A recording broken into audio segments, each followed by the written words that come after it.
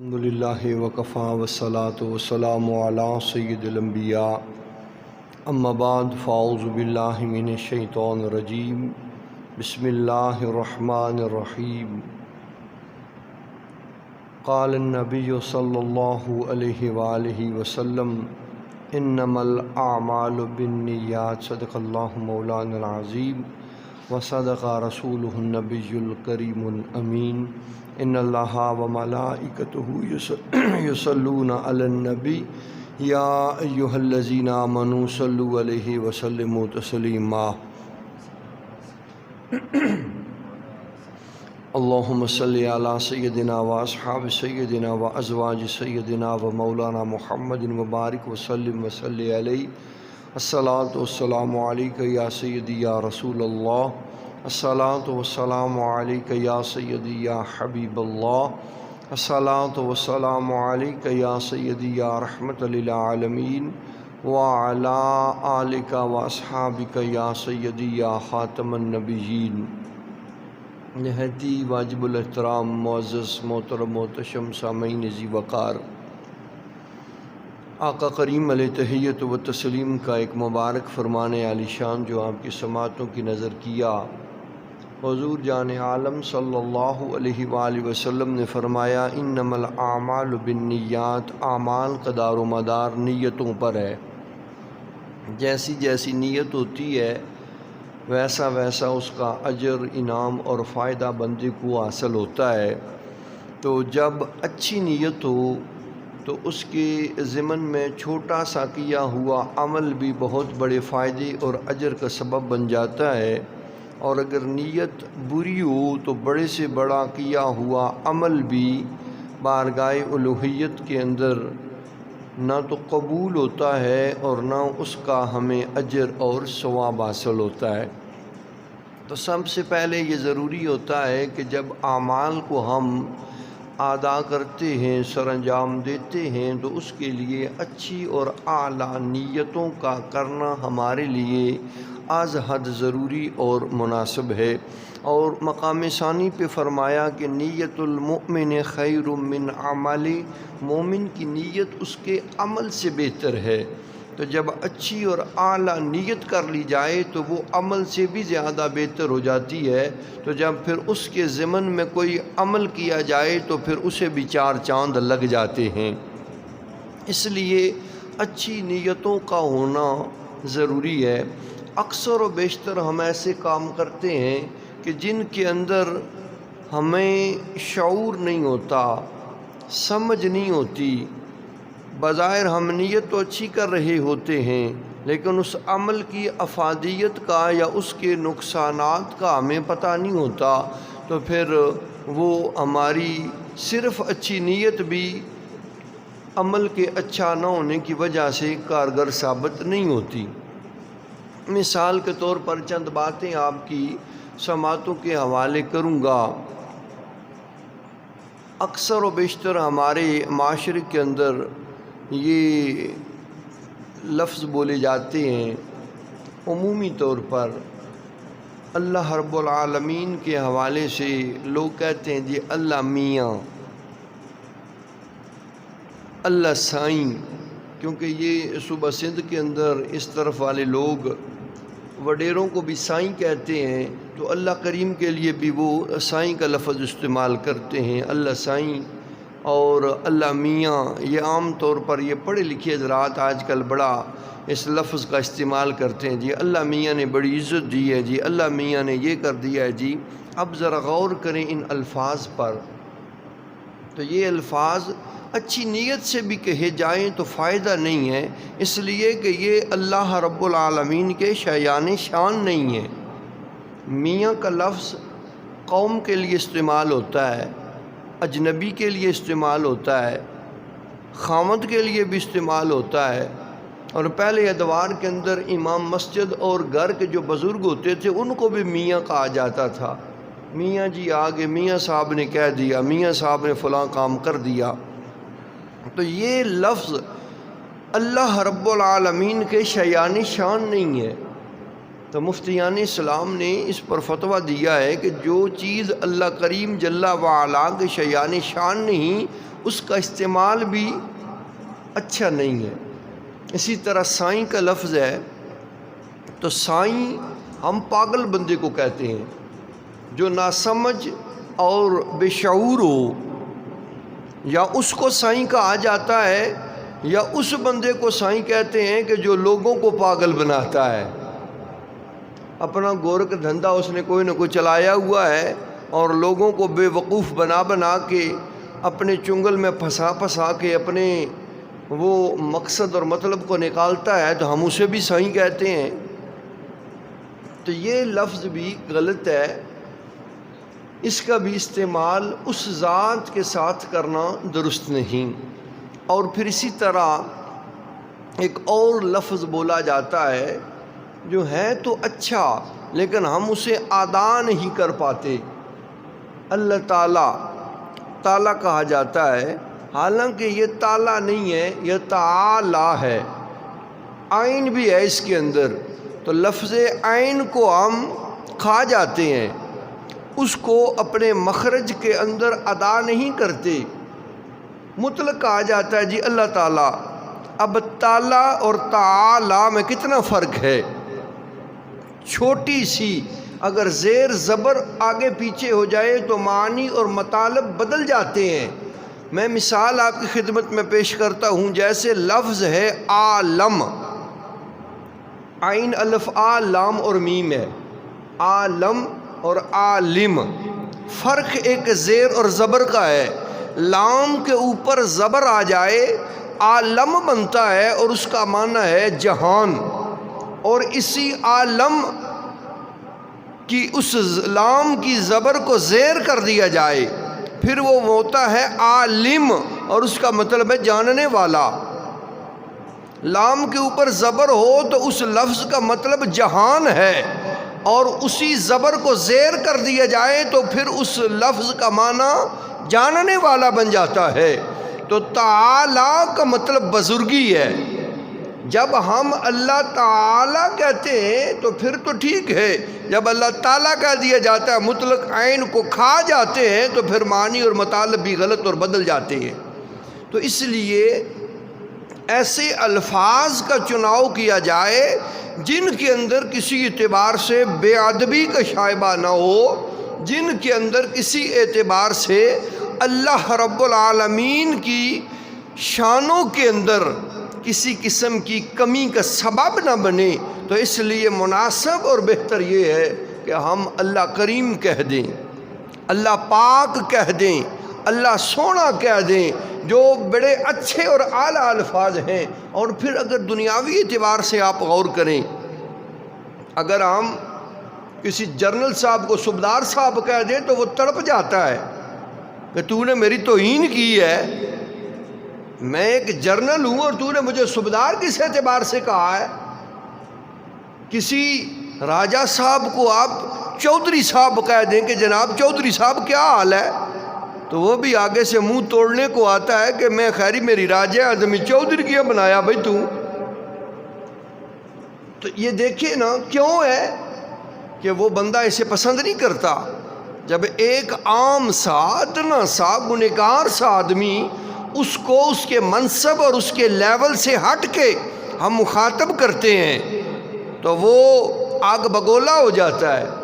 اور اگر اسی کو ہم آسن انداز سے بلاتے ہیں، چودھری صاحب کیا حال ہے، محترم جناب، عالی وقار، ذی وقار، محتشم، محترم، ایسے الفاظ جب ہم چن کے استعمال کرتے ہیں تو وہ خوش ہوتا ہے، راضی ہوتا ہے کہ اس نے میری بڑی عزت کی ہے، میرا بڑا وقار بڑھایا ہے۔ تو معزز سامعین، جب ایک عام سا ادنا سا گنہگار سا بندہ جب اس کو اس کے شیان شان الفاظ کے ساتھ یاد کیا جاتا ہے، پکارا جاتا ہے، وہ خوش و راضی ہوتا ہے۔ تو جو احکم الحاکمین ہے، جب اس کو اس کے شیان شان الفاظ سے اور اس کی تمام تر عزتوں اور اس کی شانوں کے مطابق جب ہم اسے یاد کرتے ہیں، پکارتے ہیں، تو وہ بھی ہم پہ راضی اور خوش ہو جاتا ہے۔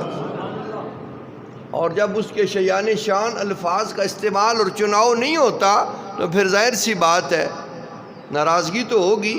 تو اس لیے میاں کا لفظ، سائیں کا لفظ اور تالا کے بجائے اللہ پاک کہہ دیں، اللہ کریم کہا کریں، اللہ سونا کہا کریں، تو جب اچھے الفاظ کا چناؤ ہوگا، اچھے الفاظ کا استعمال ہوگا، تو پھر اچھی نیت کے ساتھ اس اچھے عمل کا ثواب اور اجر بھی اللہ کریم کی بارگاہ سے دوبالا کر کے ہمیں عطا کیا جائے گا۔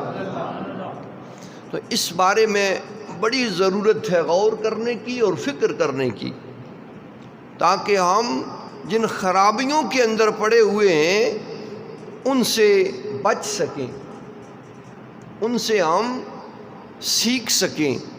اسی طرح پھر ایک جملہ بولا جاتا ہے اکثر و بیشتر،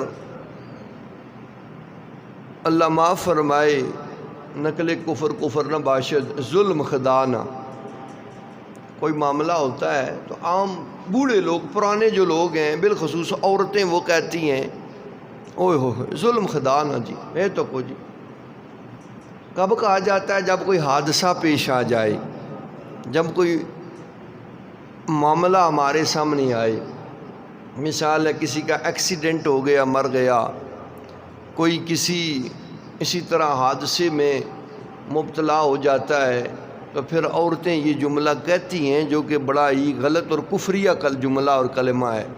اللہ کی ذات ظالم نہیں ہے، وہ قرآن میں کہتا ہے ان اللہ لیس بظلام للعبید، اللہ اپنے بندوں پہ ظلم روا نہیں رکھتا، وہ تو مہربان ہے، وہ تو کریم ہے۔ اور کبھی کبھی ضروری نہیں ہوتا کہ جو دکھ رہا ہے وہ حقیقت ہی ہے، حقیقت پوشیدہ بھی ہوتی ہے، جو نظر آ رہا ہو وہ بظاہر کچھ اور ہوتا ہے اور باطناً کچھ اور ہوتا ہے۔ اب یہاں میں آپ کی خدمت میں ایک بات پیش کر دوں کہ اس کے اندر بھی حکمتیں ہوتی ہیں۔ اللہ کریم جل وعلا کی ذات ظالم نہیں ہے، وہ مہربان ذات ہے، کرم نواز ذات ہے، لیکن کبھی کبھی جب کسی کو تنبیہ کی جاتی ہے، کسی معاملے میں ڈانٹ ڈپٹ کی جاتی ہے، ہم بھی کرتے ہیں نا، تو کیا اسے ظالم کہا جاتا ہے؟ باپ اگر اولاد کو مارے تو کیا لوگ اسے ظالم کہتے ہیں؟ اس مار میں بھی اس کی اصلاح اور بہتری ہے۔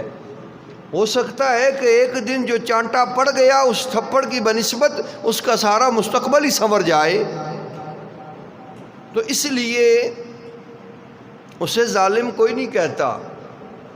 تو جو مالک ہے، مہربان ہے، ماں چولہے کے پاس بیٹھی ہو تو بچے کو آگ کی طرف نہیں آنے دیتی کہ یہ اسے جلسا دے گی، جلا دے گی۔ موڑنے پر، باز کرنے پر جب وہ رکتا نہیں تو کبھی کبھار تھپڑ بھی مار جاتی ہے، تو اب اسے کوئی ظالم کہتا ہے؟ نہیں۔ کیوں؟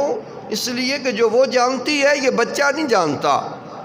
اسی طرح معزز سامعین، جب ایک ماں اپنے بچے کے معاملے میں تھوڑی سختی کر لیتی ہے تو وہ ظلم نہیں ہے، اس کے ساتھ ہمدردی اور مہربانی ہے۔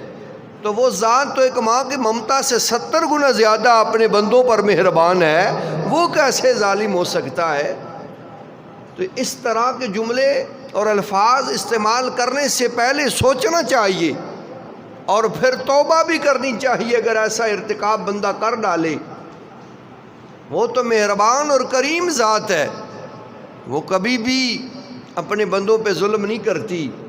کہیں پہ اگر اس نے کہہ دیا ہے کہ جہنم کا ایندھن انسان ہوں گے، انسانوں کے لیے دردناک اور المناک عذاب ہے، تو یہاں مقصود اور مطلوب ڈرانا ہے، راہ راست پہ ہمیں لانا ہے، جہنم سے ہم کو بچانا ہے، اس لیے کہا جا رہا ہے، وگرنہ تو وہ بڑی مہربان ذات ہے۔ اور یہ جو حادثہ کسی کے ساتھ ہو جاتا ہے، اس کے اندر بھی بندے کے واسطے بھلائی اور بہتری ہوتی ہے، کیونکہ جو حادثاتی موت میں مبتلا ہو کے مرتا ہے اس پہ وہ ظلم نہیں ہوتا، اللہ کریم اسے درجہ شہادت عطا فرماتا ہے۔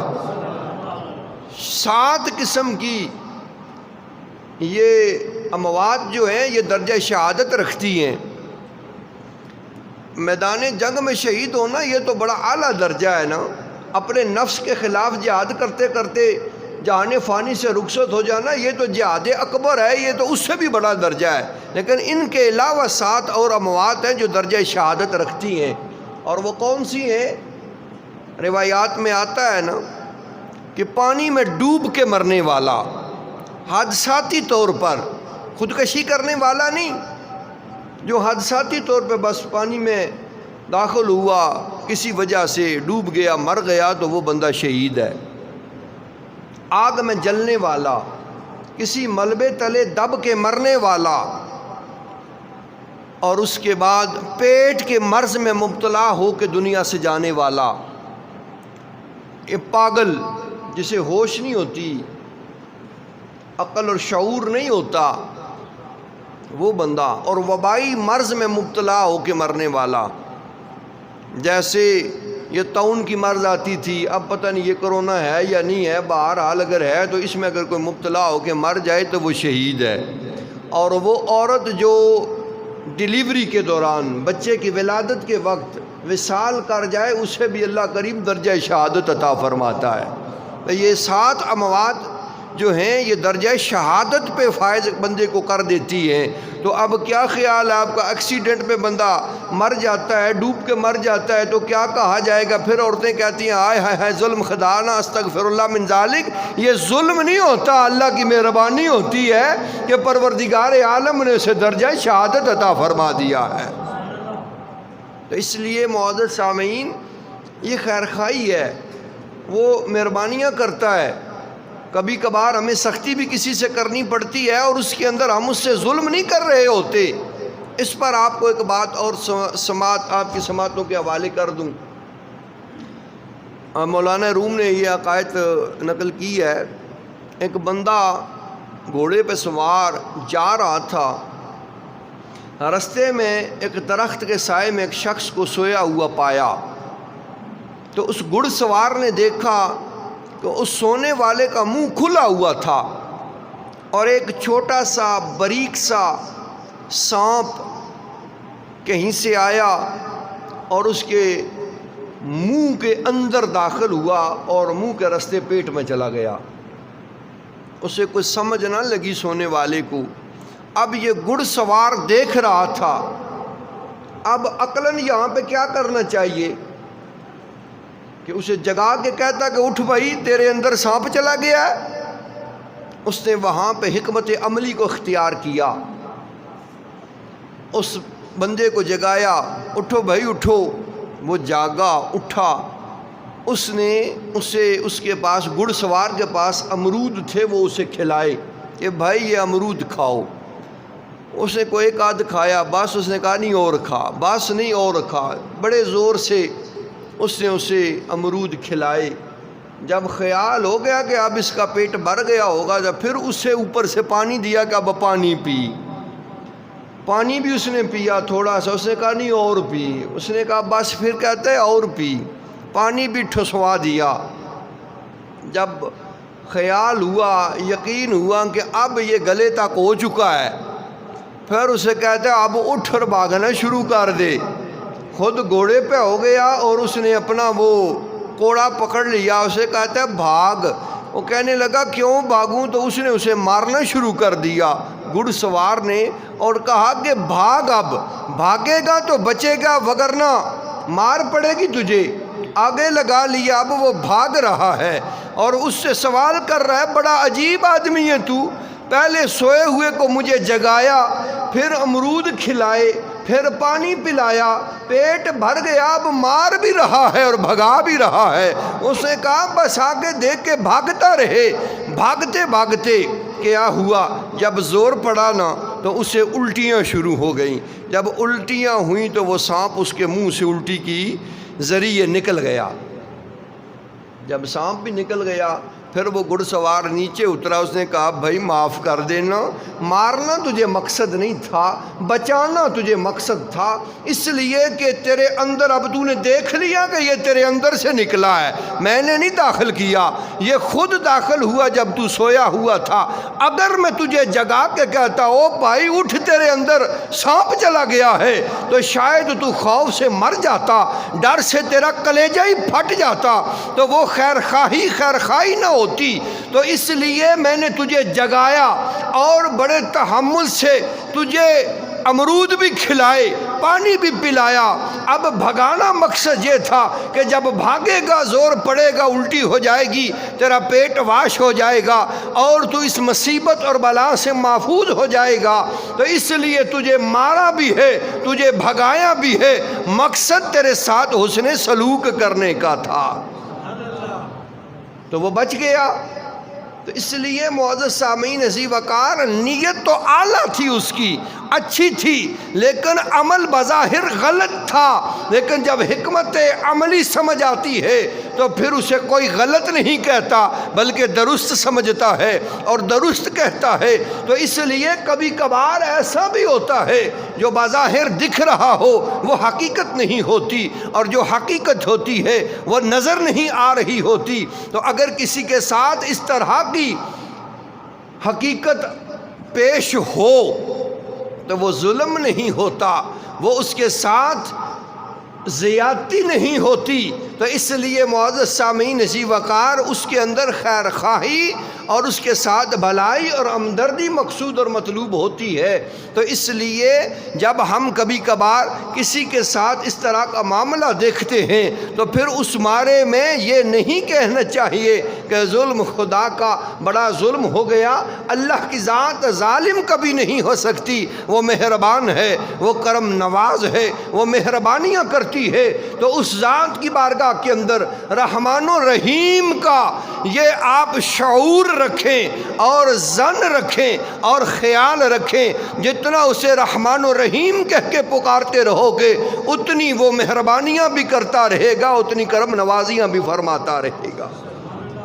اس لیے ایسے الفاظ کے جن کا چناؤ ہم کر تو لیتے ہیں لیکن ہمیں عقل اور شعور نہیں ہوتا کہ یہ ہمیں کس طرف لے جائیں گے، ان کے اندر ہمارے لیے افادیت کتنی ہے، ہمارے لیے نقصان کتنا ہے۔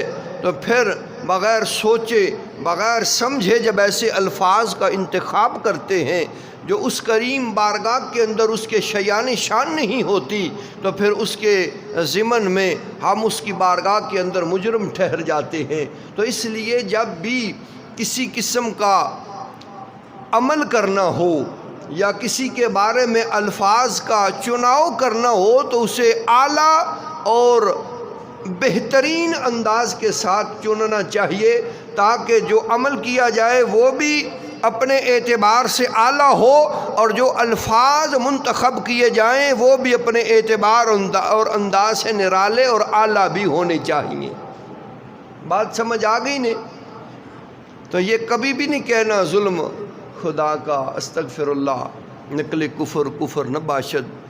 اور جو میں نے آپ کو پہلے الفاظ سکھائے ہیں، اللہ میاں اور اللہ سائیں اور اللہ تعالیٰ، یہ الفاظ بھی نہیں کہنے، کیونکہ میں آپ کی خدمت میں وضاحت پیش کر چکا ہوں۔ تو اللہ کریم کہیں، اللہ سائیں کہیں، اللہ مہربان کہیں، اللہ کریم کہیں، اللہ سونا کہہ دیں، جو خوبصورت بھی ہیں اور ادائیگی میں آسان بھی ہیں۔ تعالی عربی کا لفظ، اس سے عین کو ادا کرنا ضروری ہے، تو جب ہم اس کو مخرج کے اندر ادا نہیں کر سکتے تو اسے کہنے چھوڑ دیں کہ دانستہ نہ دانستہ غلطی نہ ہو جائے، اس کے متبادل اختیار کر لیں، اللہ کریم کہہ لیں، اللہ پاک کہہ لیں، جس کے اندر کسی قسم کا مضاحکہ نہیں ہے، خرابی نہیں ہے۔ یہ چھوٹی چھوٹی چیزیں ہوتی ہیں جن پہ ہم غور نہیں کرتے، فکر نہیں کرتے، اور اپنی طرف سے بڑے جناب صوفی بنے بیٹھے ہوتے ہیں کہ ہم بڑے جناب احسن الفاظ کا چناؤ بھی کرتے ہیں، استعمال بھی کرتے ہیں، اور حقیقتاً وہ ہم غلط اور برا کر رہے ہوتے ہیں۔ پھر عام طور پر ایک اور مثال بھی دی جاتی ہے، وہ کیا کہتے ہیں، لکھا موسیٰ تپڑا خدا، عام لوگ کہنے نا یہ جملہ بولیا گشنا ہے، حالانکہ یہ بھی غلط ہے۔ ہر لکھنے والا موسیٰ نہیں ہوتا، اور ہر لکھی تحریر کو پھر پڑھنے کے لیے خدا آئے گا۔ کتنی بے باکی اور بے توقیری کی بات ہے یہ۔ پھر ایک عام طور پر لوگ یہ بھی کہتے ہیں موسیٰ گورا کولو نٹھا تکیا گور کھلتی، استغفر اللہ، کیا انہیں موت سے ڈر تھا؟ اور پھر کون سی قبر ان کے سامنے کھڑی تھی؟ حضرت موسیٰ کلیم اللہ نے تو تھپڑ مار کے حضرت اسرائیل کی آنکھ بھی نکال دی تھی۔ وہ ایسی جلیل القدر ہستیوں کو موت سے یا قبر سے کوئی ڈر آتا ہے؟ پھر ان کے بارے میں ایسے الفاظ استعمال کرنا، عام طور پر عام زندگی میں ہم یہ مثال دیتے ہیں، کوئی بندہ کسی معاملے میں الجھ جائے، کہیں سے کسی سے بچنا چاہے، تو پھر ہم کہتے ہیں او جی تو کو جی موسیٰ گورا کو نٹھا گیا گور کھلتی، عیسیٰ نہ گواہ موسیٰ۔ اس طرح کی بے باکیاں اور بے حرمتیاں نہیں کرنی چاہیے، یہ غلط باتیں ہیں۔ اور پھر جی لکھا موسیٰ تو پڑا خدا، حالانکہ اس جملے پہ غور کریں تو اس کے اندر کوئی بے حرمتی نہیں ہے، لیکن جب ہم اسے ادا کرتے ہیں تو پھر بے توقیری اور بے حرمتی ہی بے حرمتی ہے۔ اصل بات تو یہ ہے کہ لکھے موسیٰ، منہ یہ بال کو کہتے ہیں، سا مطلب ہے طرح جیسا، موسیٰ لکھے بال کی طرح، پڑھے خود آ، جس لئے بال کی طرح لکھیا تو پھر آپ ہی اچھی کا پڑھا، ساڑھے کو تو پڑھ لی نہیں ہونا۔ مطلب تو ہے لکھے بال کی طرح اور پڑھے خود آ کے، لکھے موسیٰ پڑھے خود آ۔ ہم نے کیا کیا؟ لکھے موسیٰ پڑھا خدا، صدقہ کا چھاک لے آلیا تو۔ یہ برائی اور خرابی ہے۔ جب ہمیں سمجھ نہیں کسی چیز کی تو پھر اس کی مثال کیوں دے رہے ہیں، اور اچھی چیز کو غلط انداز میں پیش کر کے اپنی نیکیاں کیوں برباد کر رہے ہیں؟ تو ان چیزوں پہ غور کرنی چاہیے۔ یہ ہمارے معاشرے کے اندر یہ جملے رائج ہیں اور یہ مثالیں دی جاتی ہیں، ان سے ہم خود بھی بچیں اور دوسروں کو بھی بچائیں۔ کوئی ہمارے سامنے اس طرح کی بات کرتا ہے، ہم اسے روکیں، بھائی یہ کیا کہہ رہے ہو، عقل کرو، اس کے بارے میں فکر کرو۔ کوئی ہمارے سامنے اللہ میاں یا اللہ سائیں کہتا ہے تو ہمیں اسے بھی روکنا چاہیے کہ یہ الفاظ اس ذات کے شیان شان نہیں ہیں، کیوں کہہ رہے ہو؟ ہم چپ سادھ لیتے ہیں، اسی وجہ سے برائیاں اور خرابیاں پھر بڑھتی چلی جاتی ہیں۔ تو اس لیے معزز سامعین، پھر عام طور پر ایک بات اور بھی کہی جاتی ہے، وہ تو کو نہ جی پاوے آدم اور غلطی کیتی اساں کیتی تو تاں کیا ہویا؟ ان کی غلطی اور تمہاری غلطی ایک جیسی ہو سکتی ہے؟ نبی تو معصوم عن الخطا ہوتا ہے، نبی سے تو کوئی غلطی ہو ہی نہیں سکتی، بھول ہوتی ہے، وہ بھی حکمت خداوندی کے پیش نظر۔ اللہ رب العالمین کی اس کے اندر حکمتیں ہوتی ہیں، اس وجہ سے، اور اس بھول پر بھی، اس لغزش پر بھی پروردگار عالم انہیں اجر عظیم عطا فرماتا ہے۔ تو ہماری غلطی اور ہماری غلطیاں نہیں، یہ غلطان ہوتے ہیں جو جرم ہم کرتے ہیں۔ تو اس لیے اس طرح کی مثالیں دینا، اس طرح کے جملے بیان کرنا کہ جن کے بارے میں ہمیں نہ عقل ہے، نہ شعور ہے، نہ سمجھ ہے، ان کو استعمال کر کے پھر ہم بڑے جناب فن خوان بن جاتے ہیں کہ جناب ہم نے تو بڑی مثال پیش کر دی ہے، ہم سے تو بڑا زیرک اور دنا بندہ ہی کوئی نہیں ہے۔ تو یہ ہماری عقل نہیں ہے، یہ ہماری بڑائی نہیں ہے، یہ تو ہم اپنی تباہی اور بربادی کرتے چلے جا رہے ہیں۔ تو ایسے الفاظ اور ایسے جملوں کا چناؤ اور استعمال کرنے سے گریز کریں کہ جن کے اندر بے ادبی، گستاخی اور بے باکی کا شائبہ ہو۔ ایسے الفاظ اور ایسے جملوں کا انتخاب کریں کہ جن کے اندر جس اینگل میں، جس پہلو میں دیکھا جائے ادب ہی ادب نظر آئے اور عشق ہی عشق نظر آئے، ان کی ضرورت ہے۔ تو اس واسطے معزز سامعین ذی وقار، کبھی کبھی ہماری سوچ کہہ رہی ہوتی ہے کہ یہ ٹھیک ہے، ہم اچھا کر رہے ہیں، لیکن وہ اچھا نہیں ہوتا۔ تو پھر جب اچھا نہیں ہوتا، نیت بھی اچھی نہیں، عمل بھی اچھا نہیں، تو اس کا فائدہ بھی بال برابر ہمیں حاصل نہیں ہو سکتا۔ تو اس لیے جب بھی کوئی عمل کیا جائے تو اس سے پہلے اچھی نیت کر لی جائے، اور پھر اس عمل کو بھی اچھے انداز اور اچھے پہرائے میں ادا کیا جائے، تاکہ ہمیں نیت کا ثواب بارگاہ الوہیت سے الگ سے عطا کیا جائے، اور اس عمل کے اعلیٰ اور اچھا ہونے کا اجر اور ثواب وہ بھی الگ سے ہمیں زیادہ سے زیادہ عطا کیا جائے۔ ان چیزوں پر انتہائی غور و فکر کرنے کی ضرورت ہے، اور جب ہمارے آس پاس آگے پیچھے معاشرے کے اندر کوئی برائی ہوتی ہے، کوئی جرم ہوتا ہے، کوئی غلط کاری ہوتی ہے، تو ہمارا انفرادی حق اور فرض بنتا ہے کہ ہم اس کے بارے میں روک تھام کرنے کی کوشش کریں، اسے روکنے کی، اسے مرتکب کو بچانے کی کوشش کی جائے، تاکہ ہو سکتا ہے ہماری وجہ سے کسی کی آخرت سنور جائے، کسی کی قبر تاریکیوں کا اور جہنم کا گڑھا بننے سے بچ جائے۔ تو اس لیے جہاں تک ممکن ہو سکے اور جو کچھ آتا ہو صحیح معنوں میں اس کی تبلیغ کرنی چاہیے، اور انفرادی طور پر ایک دوسرے کے ساتھ تعاون کرنا چاہیے۔ برائی سے بچنے کی خود بھی کوشش کی جائے اور دوسروں کو بچانے کی کوشش کی جائے، اچھائی کی خود بھی دعوت دیں اور خود بھی عمل کریں، اور لوگوں کو بھی اس کی ترغیب اور ترغیب کریں، تاکہ ہماری یہ مختصر زندگی ہے، اس مختصر زندگی کے اندر کچھ ایسا کر جائیں کہ دنیا اچھے الفاظ کے ساتھ یاد رکھے، بارگاہ الوہیت کے اندر بھی ایک عزت اور مقام حاصل ہو جائے، اور دنیا کے اندر بھی ہمیں اچھے الفاظ سے یاد کیا جائے۔ دعا ہے کہ پروردگار عالم اچھے اعمال کرنے کی توفیق نصیب فرمائے اور برے اعمال سے بچنے کی توفیق بھی نصیب فرمائے۔ وما علینا الا البلاغ المبین۔ سنتیں ادا